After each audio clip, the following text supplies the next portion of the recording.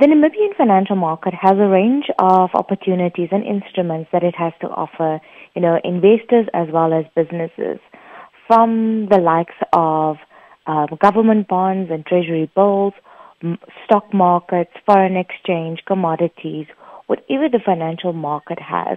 That is basically what, we all have to offer, and that we need to venture out and look into on how we need to invest. Right.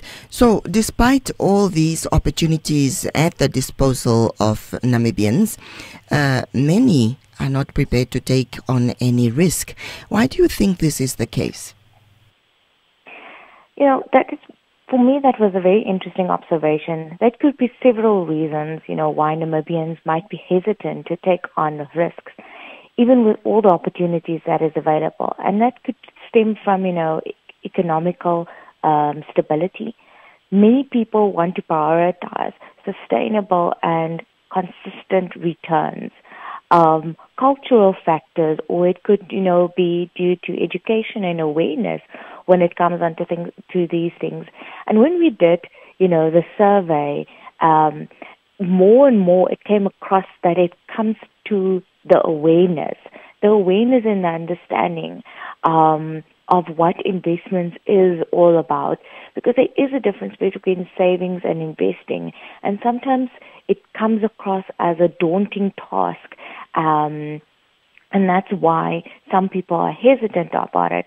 But also a big factor was historical context, and that was because of, my mother's mother invested in a company or investments. And because of that, I am a bit hesitant or reluctant to even go into looking at that possibilities.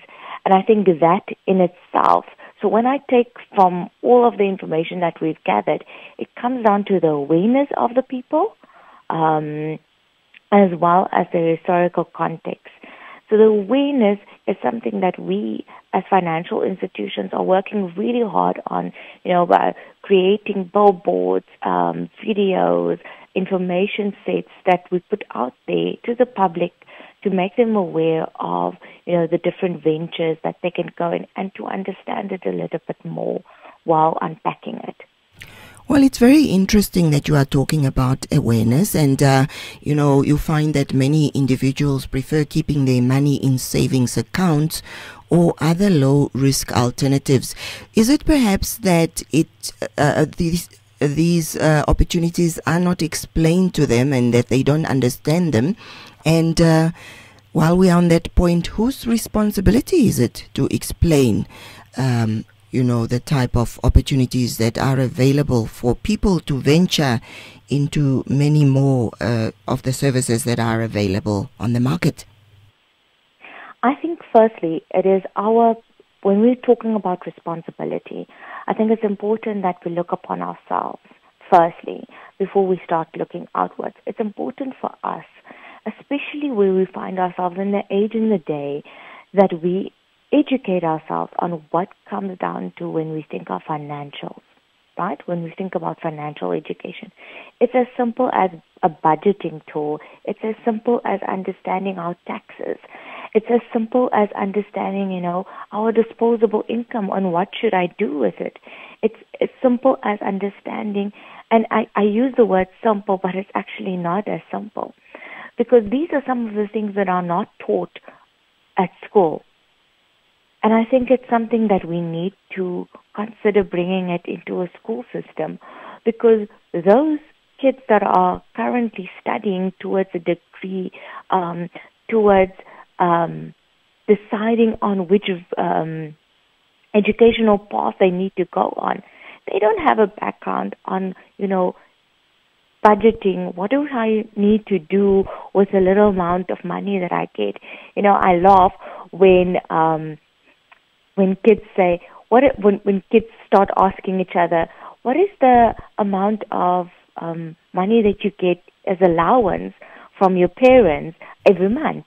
And I laugh because I'm thinking, as a kid, I was just allowed to live there, So in our age and days, that was not I think, predominantly something that was freely spoken about, and it's not that our parents didn't want to. It's just something that didn't come up. But I think more and more now, financial education is key. It's key in making decisions if I should lend, if I should stay away. Our needs and our must sometimes becomes blur as well.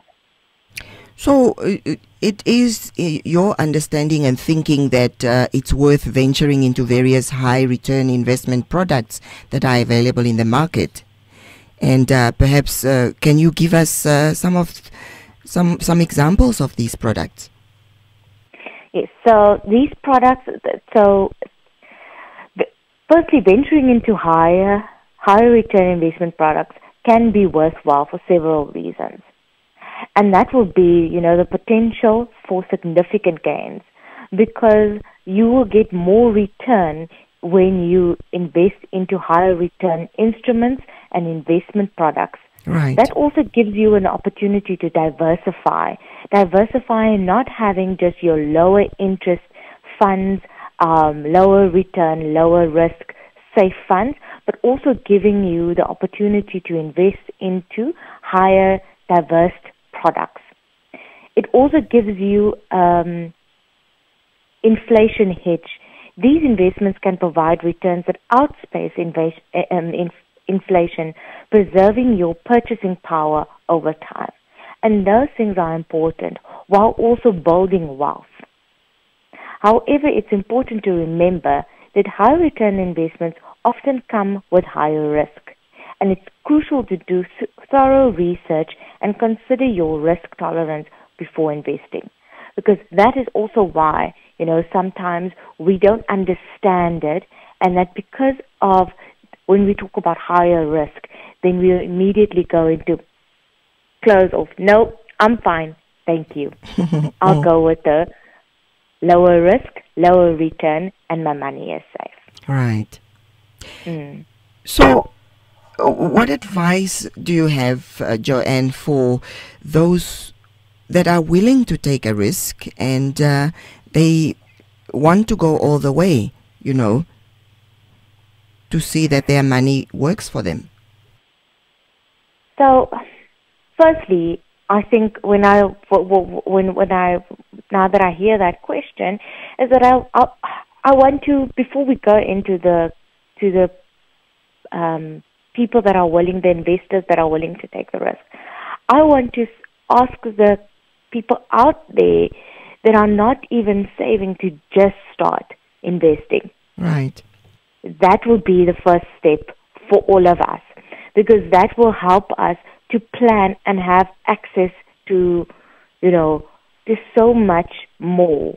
But when you're willing to take the risk, make sure that you plan ahead, so that you make sure that when there is a downside in the market, that you don't access that funds during that time, so that you are diversified, that you have both higher risk and lower risk funds in your portfolio to make sure that you have access funds when you need it for an emergency.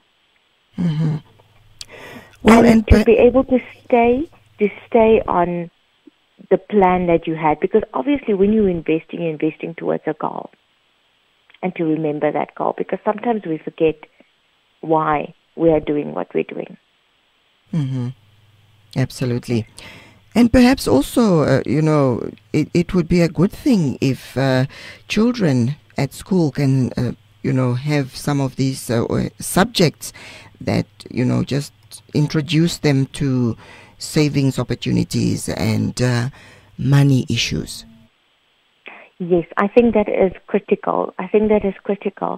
That we teach our children from a very young age what is savings, what is investing, what it is to budget, what is tax, what does tax mean?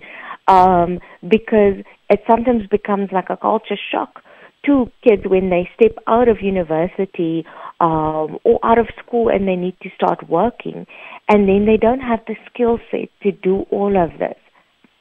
And I think it's important that we as parents teach our kids this, but also that the school system helps us to empower them.